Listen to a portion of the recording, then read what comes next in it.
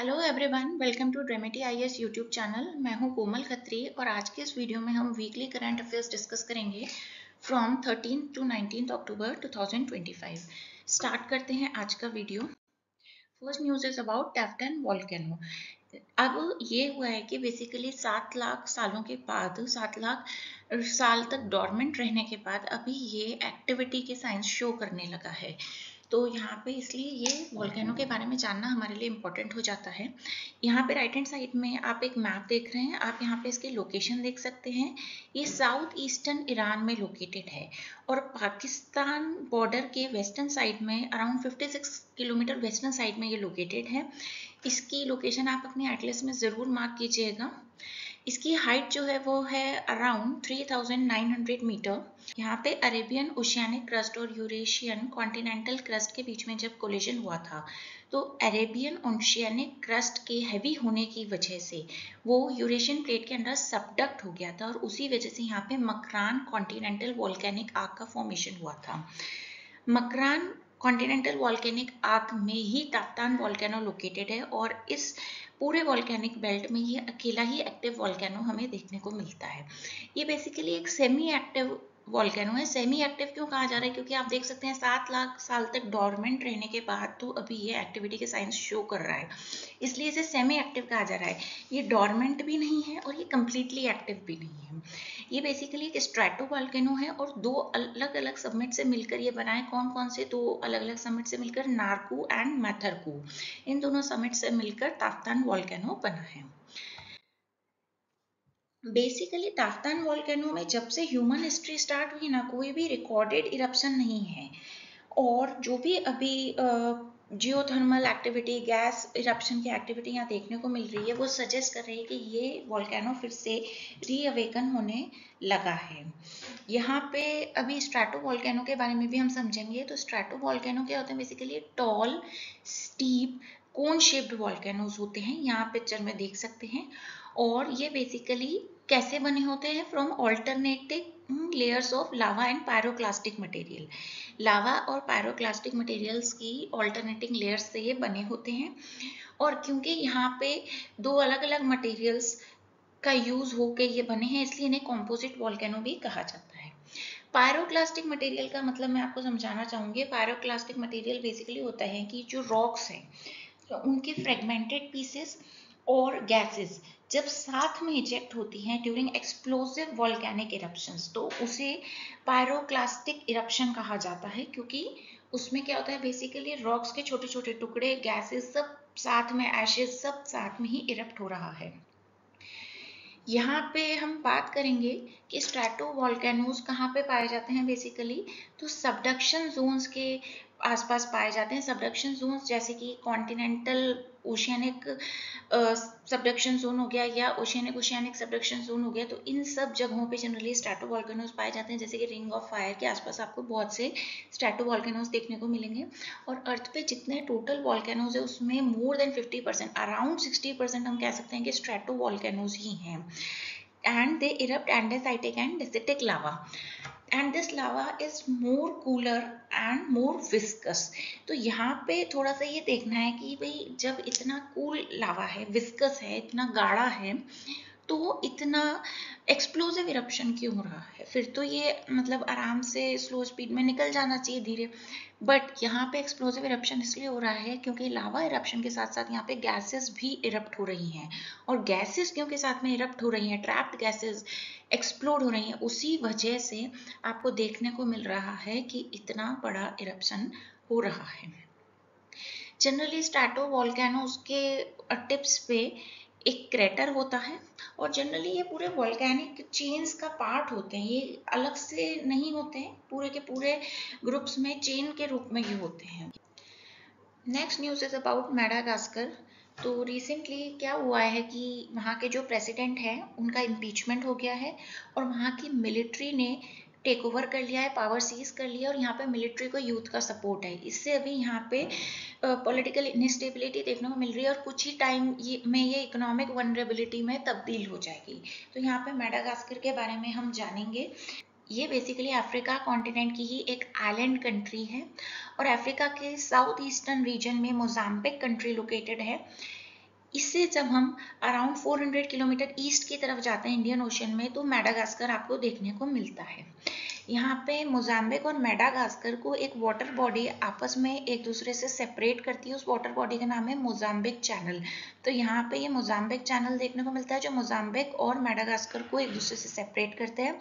Madagascar की capital है अंटानानारिवो, और यहाँ पे इसकी जो नेबरिंग कंट्रीज हैं वो हैं, एक तो मॉरिशियस है और एक रीयूनियन आइलैंड भी आपको देखने को मिल सकता है इसके ईस्टर्न रीजन में। यहाँ पे आपको कमेंट सेक्शन में बताना है कि रीयूनियन आइलैंड कौन सी कंट्री की टेरिटरी है। कमेंट सेक्शन में जवाब दीजिएगा। यहाँ पे कोमोरोस और मेयोट आइलैंड्स भी आपको देखने को मिलते हैं इसके नॉर्थ वेस्टर्न रीजन में। मेडागास्कर की लोकेशन भी अपनी एटलस में ज़रूर मार्क कीजिएगा। इसकी जो इकोनॉमी है वो मेजरली 80% एग्रीकल्चर, फॉरेस्ट्री और फिशिंग पे ही डिपेंडेंट है। और यहाँ से जो एक्सपोर्ट्स होते हैं उसमें से मेनली कॉफ़ी, वनीला और शुगर केन एक्सपोर्ट्स होते हैं। यहाँ पे थोड़ा सा ये देखने को मिलेगा कि जो भी बायोडाइवर्सिटी हॉटस्पॉट्स हैं पूरे वर्ल्ड में, उसमें से एक रीजन ये वाला भी है। मेडागास्कर का रीजन भी बायोडाइवर्सिटी हॉटस्पॉट के रीजन्स में इंक्लूडेड है। यहाँ पे जितने भी स्पीशीज पाए जाते हैं उसमें से 90% एंडेमिक है। Next news is about Uruguay. Recently Uruguay के सेनेट ने एक लॉ पास किया है जिससे कि यूथेनेशिया को वहाँ पे डीक्रिमिनलाइज कर दिया गया है। और यहाँ पे लैटिन अमेरिकन कंट्रीज में से यूरुग्वे ही फर्स्ट कंट्री ऐसी है जिसने कि यूथेनेशिया को डीक्रिमिनलाइज किया है। और इससे अभी जो लॉ बना है नया, उससे क्या होगा कि it will allow assisted dying under strict medical supervision and patient consent. जो यूथेनेशिया दिया जाएगा वो पेशेंट के कंसेंट से होना चाहिए, ऐसा लॉ में कहा गया है। पेशेंट की अनुमति से होना चाहिए और बिल्कुल स्ट्रिक्ट मेडिकल सुपरविजन में होना चाहिए। वहाँ पे डॉक्टर्स या मेडिकल प्रैक्टिशनर्स रेकमेंड किए हुए होने चाहिए, साथ ही साथ वो प्रेजेंट होने चाहिए। तो ये सब चीज़ें इसके अंदर प्रावधान रखती हैं। यहाँ पे ये जो डिसीजन लिया गया है यूरुग्वे के द्वारा, इससे पता चलता है कि यूरुग्वे सोशल और एथिकल इश्यूज पे कितना प्रोग्रेसिव होता जा रहा है। क्योंकि पिछले कुछ समय में यहाँ पे सेम सेक्स मैरिज, अबॉर्शन और कैनबिस से रिलेटेड लॉज भी आए हैं जिसमें कि इन सबको भी लीगलाइज किया गया है। यूथेनेशिया के बारे में हम थोड़ा सा समझें तो euthanasia is the practice of intentionally killing someone, intentionally ending life of a person. क्यों हम किसी को इंटेंशनली मृत्यु देंगे? टू एलिमिनेट हिज पेन और सफरिंग, उसकी तकलीफ से उसको निजात दिलाने के लिए। क्योंकि यहाँ पे क्या होता है, यूथेनेशिया बेसिकली उन्हीं लोगों को दिया जाता है जो किसी ऐसी बीमारी से ग्रसित हैं जिसमें कि इलाज संभव नहीं है, दवाइयाँ काम नहीं कर रही हैं या कुछ भी ऐसी थेरेपी नहीं दी जा सकती जिससे कि उनके पेन को कम किया जा सके। तो इस केस में यूथेनेशिया में क्या होता है बेसिकली कि उनको मृत्यु दे दी जाती है कुछ इस तरह से कि मृत्यु देने के प्रोसेस में, मृत्यु देने का जो क्रिया है उसमें उनको दर्द नहीं होना चाहिए। तो ये पूरा जो प्रैक्टिस है इसे यूथेनेशिया कहते हैं। बहुत सी कंट्रीज में ये अभी इलीगल ही है। कमेंट सेक्शन में बताइएगा इंडिया में ये लीगल है या इलीगल है, ये आपको कमेंट सेक्शन में बताना है। यूरुग्वे की ज्योग्राफी के बारे में देखें तो यहाँ पे आपको एक मैप देखने को मिल रहा है, साउथ अमेरिकन कॉन्टिनेंट का मैप है। यहाँ पे इसके साउथ ईस्टर्न रीजन में यूरुग्वे लोकेटेड है। और यहाँ पे आप देख सकते हैं कि कौन कौन सी कंट्री से बॉर्डर्ड है। तो वेस्टर्न साइड में अर्जेंटीना और नदर्न साइड में ब्राज़ील से बॉर्डर्ड है। साउथ ईस्टर्न साइड में अटलांटिक ओशियन से ये बॉर्डर्ड है। थोड़ा सा ये आपको लोकेशन आपको ज़रूर ध्यान रखनी है, हर एक लोकेशन आप अपनी एटलस में ज़रूर मार्क करते जाइएगा। इसकी कैपिटल है मोंटेविडियो। और पूरे साउथ अमेरिकन कॉन्टिनेंट में ये इकलौती ऐसी कंट्री है जो कि ट्रॉपिक ऑफ कैंसर के कम्प्लीटली एंटायरली सदर्न साइड में ही लोकेटेड है। और यहाँ पे पैम्पास ग्रासलैंड्स आपको देखने को मिलते हैं। यहाँ पे थोड़ा सा मैं ये बताना चाहूँगी कि लोकेशन तो आपकी प्रीलिम्स पर्सपेक्टिव से बहुत इम्पॉर्टेंट है, बट अभी जो ये यूथेनेशिया का इशू यहाँ पे फिर से आया है तो इससे बेसिकली अभी पूरे वर्ल्ड में एक डिबेट ओपन हो जाएगी, debate on right to die with dignity. और हमारे UPSC civil services mains paper के लिए ये इम्पोर्टेंट रहेगा। जीएस पेपर 4 में एथिक्स पार्ट के अंडर ये इम्पोर्टेंट है और जीएस पेपर 2 में governance and social justice topic के अंडर ये इम्पोर्टेंट रहेगा। Next news is about exercise Samudra Shakti. Recently India के विशाखापट्टनम में इसका 5th एडिशन कमेंस हुआ है। एक्सरसाइज समुद्र शक्ति एक बायलैटरल एक्सरसाइज है। कौन कौन सी दो कंट्रीज के बीच में? इंडिया और इंडोनेशिया के बीच में। नेवल एक्सरसाइज है, दोनों कंट्रीज की नेवीज के बीच में ये कंडक्ट होती है। और बेसिकली इसका ऑब्जेक्टिव क्या है? To enhance interoperability, mutual understanding and best practices exchange between the two navies of India and Indonesia. यहाँ पे इंडिया की तरफ से INS कावराती ने पार्टिसिपेट किया था, जो कि एक एंटी सबमरीन वॉरफेयर कॉर्वेट है फ्रॉम ईस्टर्न नेवल कमांड। यहाँ पे अगर हम एक्सरसाइज समुद्र शक्ति के बारे में इसका सिग्निफिकेंस समझें तो ये इंडिया के डिफेंस डिप्लोमेसी को और मजबूत करती है, और साथ ही साथ इस पूरे रीजन में बाकी कंट्रीज के साथ कोऑपरेशन की हम बात करें तो उसमें भी इंडोनेशिया के साथ कोऑपरेशन बढ़ाने में ये एक बहुत महत्वपूर्ण योगदान देती है। इंडिया और इंडोनेशिया के बीच में और कौन कौन सी डिफेंस एक्सरसाइजेज होती हैं? तो फर्स्ट इज गरुड़ शक्ति। आप इसे अपने नोट्स में जरूर लिख लीजिएगा। गरुड़ शक्ति एक्सरसाइज होती है इंडिया और इंडोनेशिया के मिलिट्रीज के बीच में, इन दोनों कंट्रीज के आर्मीज के बीच में होती है गरुड़ शक्ति मिलिट्री एक्सरसाइज। और एक होती है इंडो कॉर्पेट, ये इंडिया और इंडोनेशिया के बीच में कोऑर्डिनेटेड मैरीटाइम पेट्रोल एक्सरसाइज है। Next news is about black bug. Chhattisgarh state में ब्लैक बग्स को वहाँ के स्टेट फॉरेस्ट में री इंट्रोड्यूस करने के लिए एक 5 ईयर री इंट्रोडक्शन प्लान बनाया गया था। तो इस प्लान के तहत अभी वहाँ पे ब्लैक बग्स को सक्सेसफुली री इंट्रोड्यूस कर दिया गया है। ब्लैक बग्स के बारे में जानेंगे। ये नेटिव होते हैं इंडिया और नेपाल में, और इंडिया में कहाँ कहाँ ये पाए जाते हैं? राजस्थान, गुजरात, मध्य प्रदेश, तमिलनाडु, उड़ीसा के एरियाज में पाए जाते हैं। यहाँ थोड़ा सा आपको मेनली ये ध्यान रखना है कि ये ओपन ग्रासलैंड्स या ड्राई स्क्रबलैंड्स, लाइटली फॉरेस्टेड एरियाज में ही पाए जाएंगे। यहाँ पे ये स्टेट एनिमल भी हैं। पंजाब, हरियाणा और आंध्र प्रदेश, इन 3 स्टेट्स के स्टेट एनिमल हैं। और यहाँ पे आप ये देख सकते हैं कि जो इनके सींग होते हैं, जो इनके हॉर्न्स होते हैं, वो स्पाइरल शेप में होते हैं। केवल मेल्स में ऐसा होता है, फीमेल्स में नहीं होता है। स्पाइरल शेप में हॉर्न्स होंगे और जो कि 20 इंच तक लॉन्ग हो सकते हैं। यहाँ पे इनके कलर की बात करें, जो मेल्स होते हैं उनका जो बैक होता है वो तो डार्क ब्राउन या ब्लैक होता है, और इनके अंडर पार्ट्स व्हाइट कलर के होते हैं। फीमेल में कलरेशन में थोड़ा सा डिफरेंस देखने को मिलता है। फीमेल का कलरेशन व्हाइट ना होकर येलोइश ब्राउन होता है। ये हाईली ग्रेगेरियस स्पीशीज होते हैं, ग्रुप्स में रहते हैं। ग्रुप इनके हो सकते हैं 5 से लेके 50 ऑर्गेनिज्म एक ग्रुप में हो सकते हैं। और ये ग्रासलैंड इकोसिस्टम हेल्थ के इंडिकेटर स्पीशीज होते हैं, यानी कि अगर किसी ग्रासलैंड इकोसिस्टम में ये पाए जा रहे हैं, इसका मतलब है इनके प्रेजेंस से ये पता चलता है कि वो जो इकोसिस्टम है, वो जो पर्टिकुलर ग्रासलैंड है, वो इकोलॉजिकली हेल्दी है। इनका प्रेजेंस एक इंडिकेटर है बेसिकली इस बात का कि जहाँ पे ये पाए जा रहे हैं वो एक हेल्दी इकोसिस्टम है। ये हर्बीवोर्स होते हैं, ग्रासेस, पॉड्स और श्रब्स पे ये फीड करते हैं। और बेसिकली इनके नेचुरल प्रेडेटर्स होते हैं। कौन कौन से ऑर्गेनिज्म इनका शिकार कर सकते हैं? जैसे कि वोल्स, भेड़िया जो पाए जाते हैं ऐसे क्षेत्रों में, या जंगली कुत्ते, या ऐसा कोई भी जानवर इनका शिकार कर सकता है। इनके कंजर्वेशन स्टेटस के बारे में बात करेंगे। IUCN में इनका जो रेड लिस्ट स्टेटस है वो है लीस्ट कंसर्न। हमारे देश में वाइल्ड लाइफ प्रोटेक्शन एक्ट 1972 के अंडर ये शेड्यूल 1 में प्रोटेक्टेड हैं, और साइट्स के अपेंडिक्स 3 में ये प्रोटेक्टेड हैं। यहाँ पे एक इंटरेस्टिंग फैक्ट मैं इनसे रिलेटेड आपके साथ शेयर करना चाहूंगी। बेसिकली हमने अभी देखा कि राजस्थान के रीजन में पाए जाते हैं। तो राजस्थान का जो हम कह सकते हैं कि जोधपुर साइड का या चूरू साइड का जो रीजन है, जहाँ पे बिश्नोई कम्युनिटी पाई जाती है, वो बेसिकली ब्लैक बग्स को प्रोटेक्ट करने का काम करती हैं, उनको वर्शिप करती हैं, उनको बहुत ही पवित्र मानती हैं।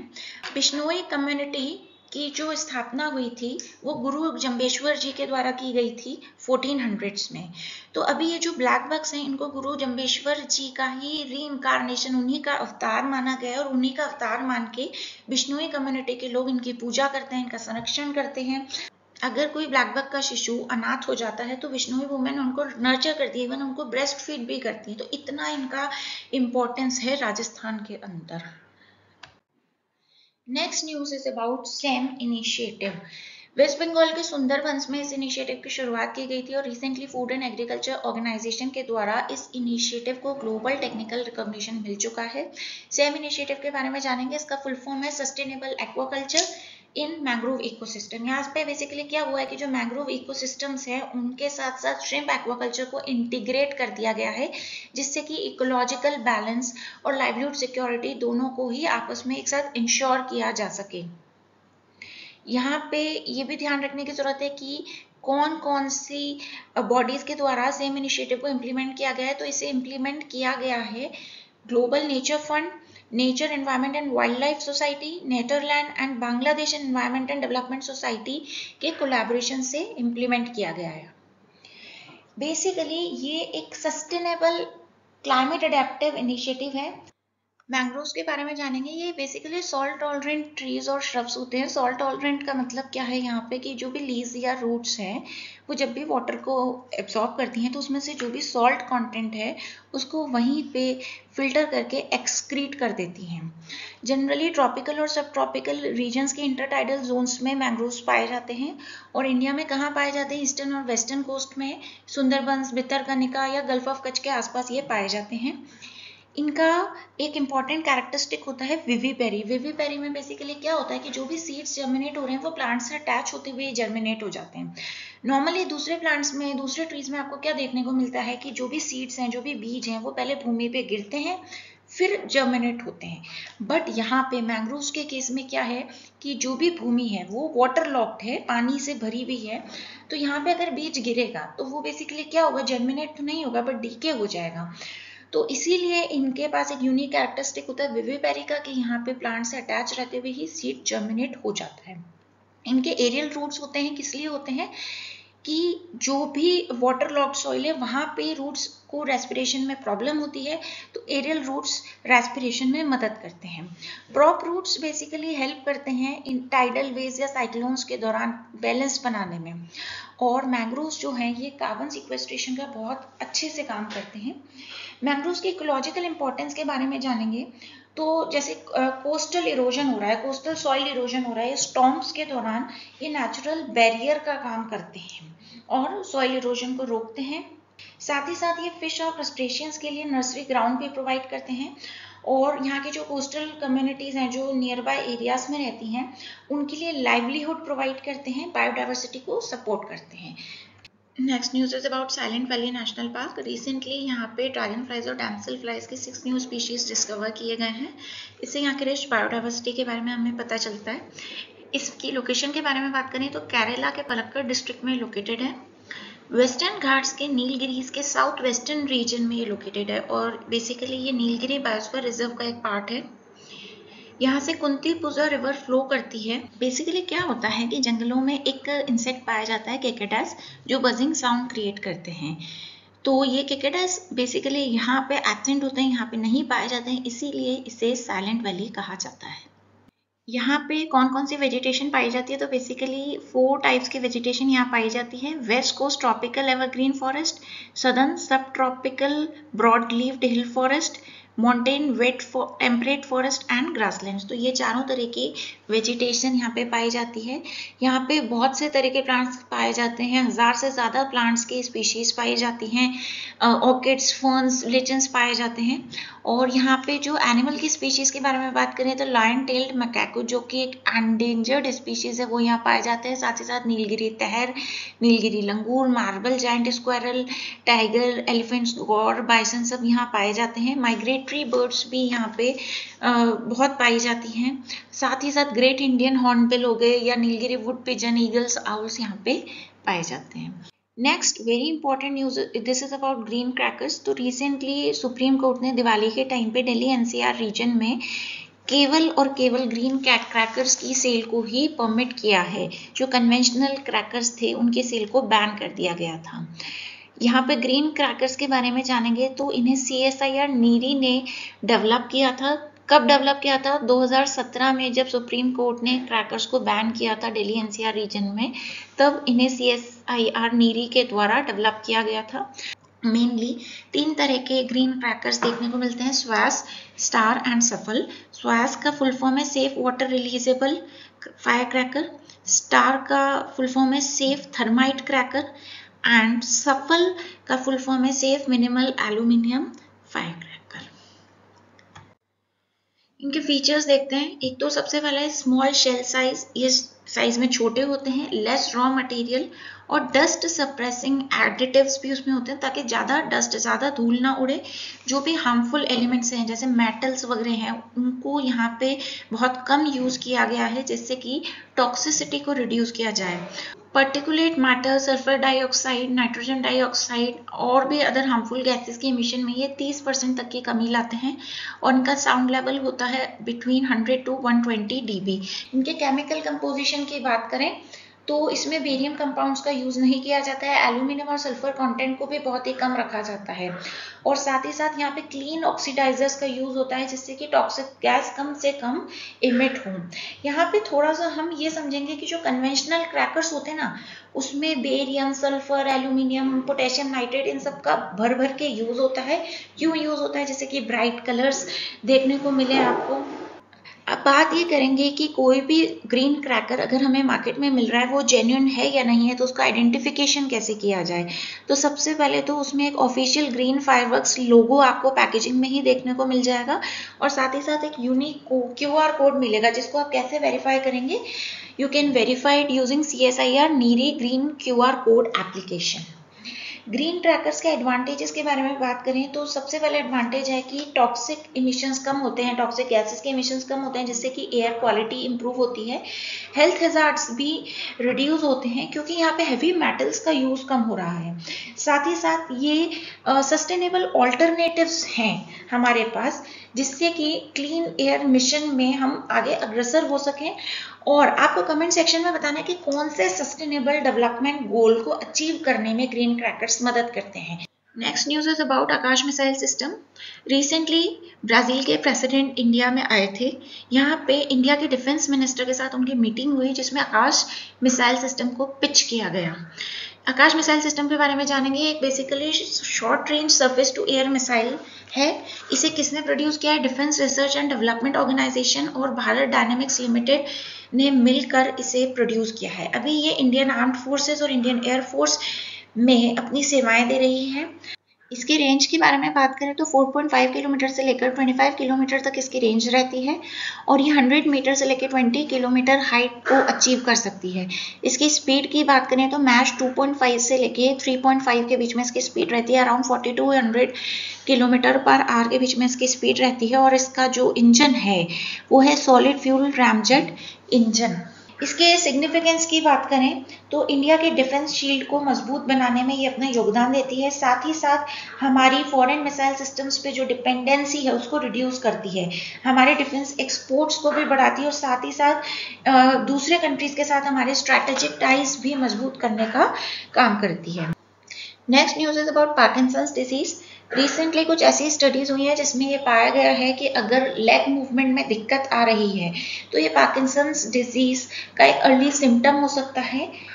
अब पार्किंसंस डिजीज के बारे में जानेंगे। ये बेसिकली एक प्रोग्रेसिव न्यूरो डिजेनरेटिव डिसऑर्डर है जो कि मूवमेंट को इफेक्ट करता है। मस्तिष्क का एक ऐसा विकार है बेसिकली जो प्रगतिशील है, तो ये धीरे धीरे बढ़ता जाता है और ये सबसे पहले जो हमारा मूवमेंट है उसको ही अफेक्ट करेगा। कैसे अफेक्ट करेगा कि अगर आपको मसल्स में ट्रेमर्स देखने को मिले, कंपन देखने को मिल रहे हैं, हाथ पैर कांप रहे हैं या फिर स्टिफनेस, अकड़न देखने को मिल रही है या फिर स्लो मूवमेंट हो रहा है, धीमी गति से आप चल पा रही हैं, कोई भी काम है वो करने में आपकी गति धीमी हो गई है या फिर लॉस ऑफ बैलेंस, अगर धीरे धीरे संतुलन में कमी देखने को मिल रही है तो ये सब पार्किंसंस डिजीज के सिम्टम्स हैं। यहाँ पे पार्किंसनियन गेट भी एक सिम्टम होता है। इसमें बेसिकली क्या होता है कि जो भी पर्सन इस डिजीज से पीड़ित होता है वो धीरे धीरे छोटे छोटे कदम घसीट घसीट के चलता है, शफलिंग स्टेप्स होते हैं और उसका जो पोस्चर है वो फॉरवर्ड लीनिंग हो जाता है, इस तरह से आगे उसकी बॉडी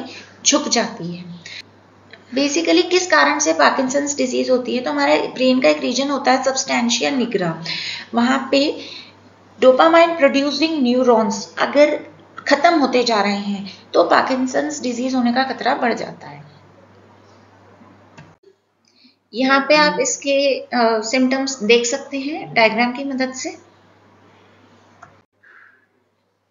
अब बात करते हैं कि किन किन फैक्टर्स की वजह से पार्किंसंस डिजीज हो सकता है। तो फर्स्ट फैक्टर इज एज।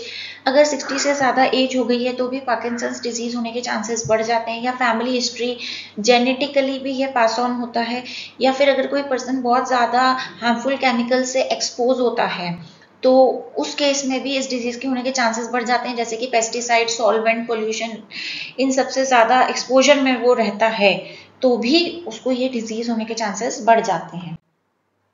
यहाँ पे इसका ट्रीटमेंट क्या है कि अगर अर्ली स्टेज में है तो बेसिकली मेडिकेशन और फिजियोथेरेपी के द्वारा ही ट्रीटमेंट हो सकता है, सिम्टम्स को मैनेज किया जा सकता है, क्वालिटी और ऑफ लाइफ को इम्प्रूव किया जा सकता है। बट अगर केस एडवांस्ड स्टेज में पहुंच चुका है तो सिम्टम्स को कम करने के लिए डीप ब्रेन स्टिमुलेशंस की भी जरूरत पड़ सकती है। Next news is about food and agriculture organisation. Recently India और FAO ने मिलकर 80 इयर्स ऑफ पार्टनरशिप सेलिब्रेट की है on world food day 2025। Comment section में बताइएगा वर्ल्ड फूड डे कौन सी डेट को सेलिब्रेट किया जाता है। FAO के बारे में जानेंगे। 1945 में इसकी स्थापना की गई थी। इसके हेडक्वार्टर्स इटली के अंदर रोम में स्थित है। टोटल 195 मेंबर्स हैं इसके, जिसमें से कि 194 तो कंट्रीज हैं और एक मेंबर जो है वो यूरोपियन यूनियन, इंडिया भी इसका एक फाउंडिंग मेंबर है। FAO का बेसिकली मैंडेट क्या रहता है ये समझते हैं। तो first is global economic growth, पूरे वर्ल्ड में इकोनॉमिक ग्रोथ को बूस्ट करने का काम इसका फर्स्ट गोल है। Second is to raise rural standard of living, गांवों के अंदर जो स्टैंडर्ड ऑफ लिविंग है उसको इम्प्रूव करना। Third is enhance agricultural productivity, कृषि उत्पादन में बढ़ोतरी करवाना, और साथ ही साथ न्यूट्रिशन, फूड सिक्योरिटी को इंश्योर करना कि ज़्यादा से ज़्यादा लोगों को अच्छा फूड मिले, उन्हें न्यूट्रिशन मिले, उनके हेल्थ में इम्प्रूवमेंट किया जा सके। यहाँ पे इसके फंक्शंस आप देख सकते हैं। मेन फंक्शन है इसका to combat hunger around the entire world, और इसके लिए ये इंटरनेशनल एफर्ट्स भी लेता है। बेसिकली जो मेन रिपोर्ट्स इसके द्वारा पब्लिश की जाती हैं, 4 रिपोर्ट्स वो आप देख सकते हैं। The state of world's forest SOFO report, the state of world fisheries and aquaculture SOFIA report, the state of agricultural commodity markets SOCO report, and the state of food security and nutrition in the world SOFI report। तो ये चारों reports आपके prelims perspective से याद रखना बहुत जरूरी है। Next news is about we rise initiative. Recently इस इनिशिएटिव को लॉन्च किया गया है। वी राइज इनिशिएटिव का फुल फॉर्म देखेंगे तो इसका फुल फॉर्म है women entrepreneurs reimagining inclusive and sustainable enterprises. Full form जरूर याद रखिएगा। इसे किसके द्वारा लॉन्च किया गया है तो इसे नीति आयोग और DP वर्ल्ड के साथ मिलकर लॉन्च किया गया। इसका एम क्या है कि जो भी हमारे देश में वुमेन एंटरप्रेन्योर्स हैं उनको एम्पावर करना, जिससे कि उनका जो बिजनेस है वो ग्लोबल लेवल पे जा सके। यहाँ पे इसके फंक्शंस के बारे में बात करेंगे कि जो भी वुमेन एंटरप्रेन्योर्स हैं उनको सबसे पहले तो एक्सेस टू फाइनेंस मिल सके, उनको फाइनेंशियल रिसोर्सेज मिल सके, फाइनेंशियली उनको सपोर्ट किया जाए जिससे कि उनके बिजनेस ग्रोथ में मदद मिल सके। सेकंड है मार्केट लिंकेजेस, उनके बिजनेस को मार्केट से लिंक किया जाए जिससे कि उनकी रीच एक्सपैंड हो सके। Third is training and skilling, उनको अच्छी स्किल्स प्रोवाइड की जाए, उनको proper training, proper knowledge provide की जाए जिससे कि उनके बिजनेस सक्सेस में हेल्प हो सके। Fourth is mentoring and networking, उनको एक्सपर्ट गाइडेंस दिया जाए और साथ ही साथ उनके कनेक्शंस बनवाए जाएं, उनको नेटवर्किंग में हेल्प की जाए जिससे कि ग्रोथ में उनको मदद मिले। Then compliance and legal assistance, उनको जितने भी लीगल प्रोविजंस हैं उनसे अवगत कराया जाए जिससे कि वो अपने बिजनेस को लीगल स्टैंडर्ड से मीट करता हुआ आगे बढ़ा सकें। And last is business development services, उनके बिजनेस ऑपरेशंस को मदद करने में उनको सपोर्ट ऑफर किया जाए। यहाँ पे नीति आयोग के वी राइज इनिशिएटिव के बारे में जानेंगे। बेसिकली 2018 में नीति आयोग के द्वारा इसे लॉन्च किया गया था और 2022 में इसे पब्लिक प्राइवेट पार्टनरशिप में ट्रांजिशन कर दिया गया। विमेन लेड डेवलपमेंट को प्रमोट करने के लिए ये एक नेशनल एग्रीगेटर के रूप में काम करता है कि विमेन एंटरप्रेन्योरशिप इकोसिस्टम को कैसे इंडिया में बेहतर से बेहतर बनाया जाए, हमारे देश में जो विमेन बिजनेस कर रही हैं उनके बिजनेस में कैसे बढ़ोतरी लाई जाए। इसकी वर्किंग को एक बार समझते हैं। जैसे कोई विमेन है, इनिशियली उसका जो बिजनेस का स्केल है वो बहुत ही लिमिटेड होता है, ग्लोबल मार्केट एक्सेस नहीं होता है, तो यहाँ पे किया जाएगा कि उनको ट्रेड फैसिलिटेशन में मदद की जाएगी, एक्सपोर्ट इंपोर्ट प्रोसेसेस को स्ट्रीमलाइन किया जाएगा, उनको मेंटरशिप दी जाएगी, गाइडेंस प्रोवाइड किया जाएगा from experienced highly skilled and trained professionals. फिर उनको स्ट्रैटेजिक पार्टनरशिप्स बनाने में भी गाइड किया जाएगा। मार्केट एक्सपेंशन के लिए कोलैबोरेशंस से रिगार्डिंग उनको अवगत कराया जाएगा कि कैसे कोलैबोरेट करने से उनका जो मार्केट रीच है वो बढ़ सकता है। एंड फाइनली जब वो अपनी मंजिल की ओर अग्रसर होने लगेंगे तो वो अचीव कर पाएंगे स्केल्ड ग्लोबल बिजनेस, यानी कि उनकी जो इंटरनेशनल मार्केट में प्रेजेंस है वो एक्सपैंड हो जाए। इसी के साथ इस वीडियो को यहीं पे एंड करते हैं। वीडियो आपको कैसा लगा कमेंट सेक्शन में ज़रूर बताइएगा। वीडियो को लाइक कीजिएगा।